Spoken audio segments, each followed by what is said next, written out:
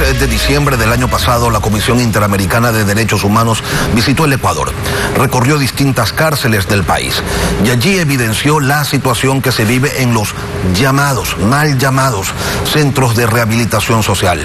Mantuvieron reuniones con autoridades de distintas instituciones del Estado, desde el presidente de la República hasta legisladores. Y claro, también hablaron con los presos. Y su llegada y su análisis respondió a los hechos violentos que marcaron el 2021, donde 316 personas bajo custodia del Estado murieron y otras cientos quedaron heridas. La comisión presentó un informe y esta mañana vamos a conversar sobre algunos detalles de este documento de 102 páginas con Estuardo Ralón, relator para Ecuador sobre los derechos de las personas privadas de la libertad. Estuardo, buenos días. Bienvenido a Contacto Directo. Muy buenos días, un verdadero gusto estar con ustedes. Hablemos primero de las causas de la crisis penitenciaria que vive el Ecuador. Ustedes definen con claridad los motivos que generan el problema, que no es de ahora, que responde a errores y a inobservancias de los estándares internacionales desde hace algunos años. ¿Cuáles son entonces las razones por las que estamos viviendo esta situación? Sí, efectivamente, luego de la visita de trabajo que tuvimos a Ecuador, nosotros en el informe destacamos principalmente 3 causas para llegar a esos altos niveles de violencia. La primera causa es la falta de control del Estado. Yo estuve de visita en el centro Guayas y en varios pabellones. En ciertas áreas el control de esas áreas no lo tiene el Estado, sino lo tienen algunos reclusos que hacen una lucha de poder por mantener ese control o problemas entre diferentes bandas o grupos para apoderarse de esos controles de los pabellones. Es decir, una de las causas básicamente es la falta de control del Estado. La otra causa también es, el autogobierno que se da precisamente por esa falta de control del Estado. Cuando me refiero a autogobierno es que estos grupos que controlan ciertas áreas, pues lo que generan son focos de corrupción. En esos focos de corrupción pues ingresan a los centros carcelarios armamentos, sustancias ilícitas que no debiesen estar ahí, y eso pues ha generado que estas luchas entre las bandas se den con armamento de alto poder. Y adicionalmente hay una insuficiencia de personal de seguridad. El estándar internacional, interamericano, es de un guardia de seguridad por cada 5 personas detenidas. En Ecuador la relación está de un guardia de seguridad por cada 62 personas detenidas, situación que en las megacárceles suele ser todavía más grande. Pudiésemos indicar que estas son las principales causas que originaron los hechos violentos donde lamentablemente perdieron la vida centenares de personas. El hacinamiento también es una de esas razones y el informe lo deja claro. Por ello, entre las recomendaciones que le realizan ustedes al Estado ecuatoriano, hay una que llama mucho la atención. Dicen que de carácter inmediato y de manera prioritaria no debe admitirse ninguna persona detenida al Centro de Privación Libertad Guayas número 1, es decir, a la penitenciaría del Litoral, como se la llama comúnmente por estos lados, no debe entrar un solo preso más. Entendemos que reconocen que esa prisión es una bomba de tiempo y que en cualquier momento pudiera ocurrir otra tragedia. Es correcto, eso es lo que nosotros percibimos al hacer la visita. Recordemos que a un centro de detención de esa magnitud como Guayas, no solo están personas de alta peligrosidad, sino muchas veces llegan personas que están en una prisión preventiva, pueden llegar personas que por una situación transitoria se encuentren en el centro de detención. Me reuní con algunos familiares de víctimas cuyos familiares perdieron la vida por estar en el momento y lugar equivocado en una transición preventiva por hechos que no eran hechos de alta peligrosidad. Y en un centro de detención el Estado debe ser el garante de la vida y de la integridad de las personas que están bajo su custodia.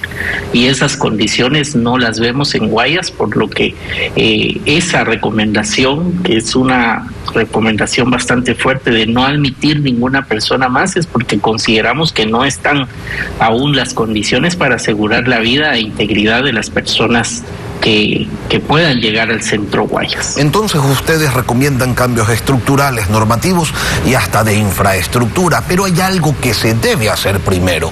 ¿Por dónde se empieza? ¿Por el censo penitenciario quizás? Hay varias recomendaciones, el censo penitenciario es una de ellas, pero digamos de la entrevista que tuve, así como visité a los centros carcelarios, me reuní con varias autoridades en Ecuador, me reuní con el presidente de la República, con el presidente del Consejo Nacional de Justicia, con algunos miembros del Congreso e incluso con magistrados del Tribunal Constitucional. Esto tiene que ser un compromiso de Estado, una política de Estado. No es una situación que pueda recaer en uno de los poderes, sino tiene que existir una coordinación interinstitucional para abordar dos temas. Un tema es la política criminal y la otra es la política penitenciaria. Y me explico rápidamente. En la política criminal debe hacerse una revisión del catálogo de delitos, algunos delitos menores, incluso algunos relacionados con consumo al menudeo o de droga, tienen penas que lo que privilegian es el encarcelamiento. Eso lo que genera son condiciones de hacinamiento, como menciona. Entonces hay un esfuerzo de revisión de normativa que necesita ser modificada. Por el lado del organismo judicial hay que, digamos, revisar los criterios para poder conocer con mayor facilidad las revisiones de la prisión preventiva, y la prisión preventiva debe ser de uso extraordinario. El 40% de las personas que están detenidas en Ecuador, de las 36,000 personas detenidas, el 40% está en prisión preventiva. Y el otro aspecto es un enfoque de rehabilitación social. No existe un enfoque de rehabilitación social, y esto es sumamente grave porque el otro dato revelador del informe es que el 44% de las personas oscilan entre los 18 y los 30 años. Entonces, un censo penitenciario permite precisamente categorizar por niveles de edad, por peligrosidad, poder hacer redistribuciones a diferentes centros carcelarios, y es un esfuerzo de política criminal y política del sistema penitenciario, y tienen que estar coordinados los tres poderes. Nosotros como Comisión Interamericana hemos ofrecido asistencia técnica para poder ayudar a Ecuador, y el Estado nos ha manifestado su anuencia para que podamos hacerlo. Estuardo, ustedes plantean entonces que hay una reducción de penas para ciertos delitos, pero también plantean que se derogue el artículo 536 del Código Integral Penal, que prohíbe que se sustituya la prisión preventiva a quienes podrían ser sancionados con penas mayores a 5 años, y que también se prohíba esta sustitución de prisión preventiva a quienes sean reincidentes. Le pregunto, ¿un acusado de sicariato o un narcotraficante, un violador, deberían poder entonces acceder a una sustitución de la prisión preventiva con el riesgo de que fuguen y no sean sancionados por sus delitos? El censo penitenciario y las recomendaciones que nosotros damos están enfocadas en una visión integral. Por ejemplo, la que usted menciona, de que se elimine esa específica prohibición.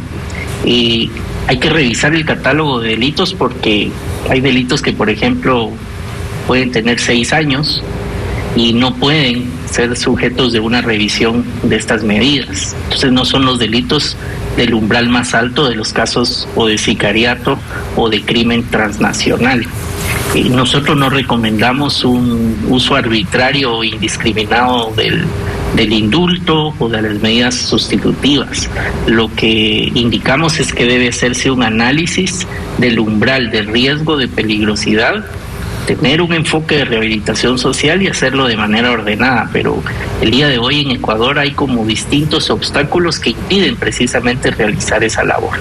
El Estado tiene que asegurar la seguridad ciudadana y es encargado de la seguridad de las personas detenidas bajo custodia. No pueden tomarse medidas aisladas en el sistema penitenciario que comprometan la seguridad de las personas que están en libertad, trabajando honradamente y ganándose el sustento diario. Tiene que hacerse un análisis muy riguroso con un enfoque ponderado y técnico, como le comento.